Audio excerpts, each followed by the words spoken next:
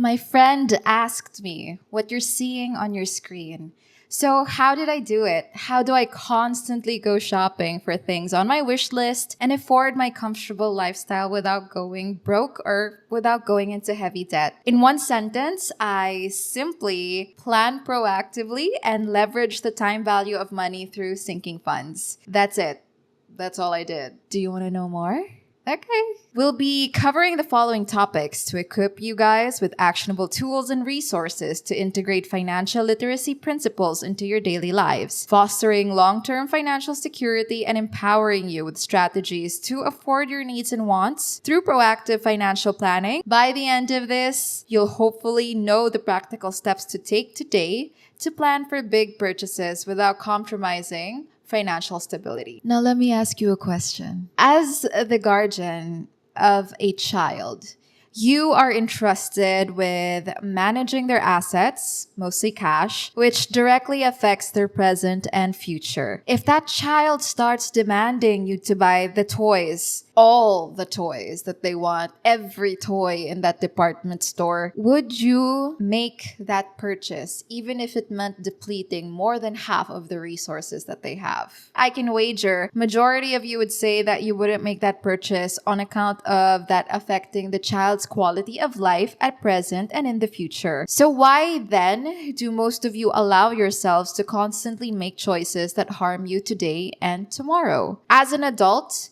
you are both the child and the guardian. This means that you deserve to be taken care of, and you are responsible for making that happen. Arguably, your success in life and in finances will largely be dictated by how well you can overcome the barriers that prevent you from reaching your goals, and it starts in your mind, which shapes your beliefs, which then shapes your actions, and that's what dictates your reality. At the top of my head, the two major barriers I had to overcome was learned helplessness, which resulted in me not getting that far because I already convinced myself I wouldn't get far. I struggled a lot growing up, and by the time college came around, I often had to choose between financing school requirements or getting the chance to eat. Constantly going through that level of scarcity paired with less than ideal living conditions took a toll on me. And the fear of the unknown, which resulted in stagnated progress, worked against me. It was a long journey of trial and error, but in the end, all I had to do was to be led, which is an acronym for the following. L, logic is king. Remove the fear of the unknown by empowering yourself through education. This way, you can think more than you feel, which then allows you to make better informed choices. E, exercise financial prudence. Just like the government, we as individuals also have fiscal space, which is essentially the sphere wherein our expenses meet our income. The goal is to make sure that our needs and obligations are met comfortably without driving ourselves into unsustainable levels of debt. Fiscal prudence ensures long-term stability. So, in framing our perspective, to be an effective guardian and child of your well-being, you must exercise fiscal prudence given the limited fiscal space. So take care of yourself, no matter how foreign that may seem to you.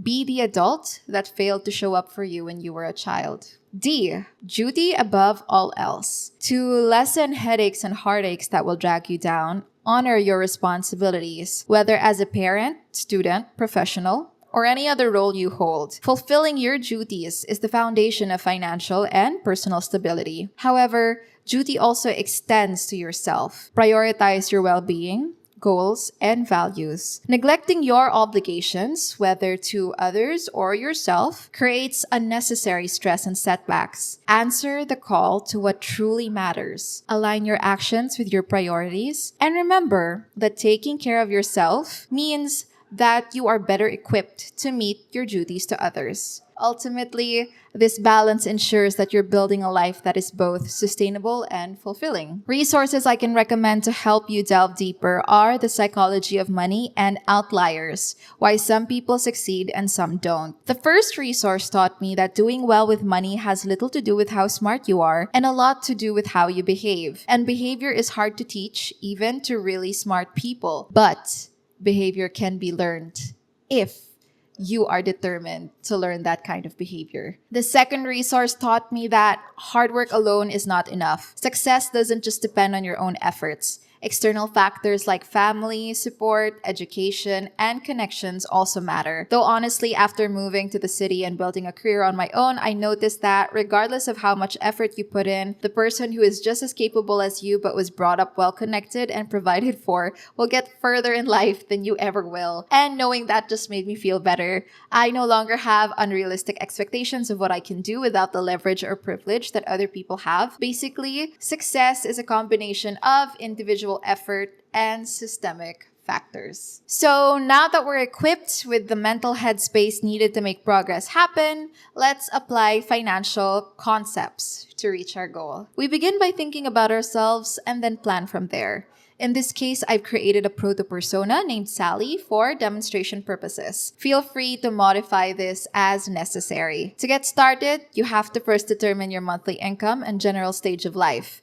Then determine what your spending priorities are. Lastly, determine what you want to acquire. For our proto-persona, the variables we're working with is a young entry-level professional with 1 pet cat, no dependents, and is family-oriented, helping send her niece to school while giving a portion of her salary to her parents. The object of desire here is a 10th generation iPad. What's next is the budget preparation phase. There are generally 4 main types of financial elements, which are your expenses, income, savings, and investments. Your expenses can be fixed or vary every month and include financial obligations such as loan repayments or other commitments. Income encompasses all of your cash inflows, including the inflow you earn passively through investments, and savings is the money you put aside for specific purposes. For Sally's case, she's a young professional who just started working and she shoulders all her own bills. She's still building her emergency fund and every peso she earns counts. With this, she can't afford to lose money and so she hasn't started investing until she gets to the baseline target of her emergency fund, since it's best to invest only what you can afford to lose. Also,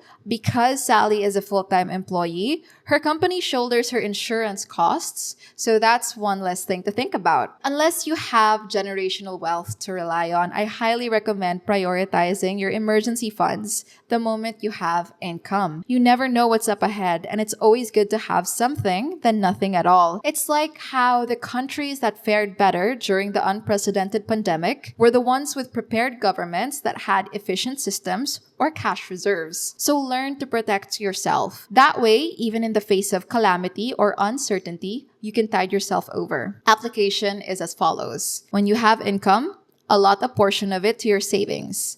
Then fulfill your obligations and take care of yourself. Whatever is left is your discretionary income to be spent however you want. In this budget, Sally reduced her entertainment costs so she can afford to start saving 1,500 pesos per month for her iPad. Now let me show you something. The triple constraints of project management can also be applied to personal finance. We all have limitations, and at most, only 2 of the 3 constraints can be truly prioritized. Basically, if Sally were to only save 1,500 pesos per month, it'll take almost 2 years to buy the iPad she wants. If she wants to spend less time waiting, then she has to spend or save more money. Conversely, the longer she can wait, the less she has to spend or save. However, there's always a way to save money and time by opting for other alternatives. And this is how the triple constraints work. When computing for your sinking funds, begin with the end in mind by knowing the final price to be paid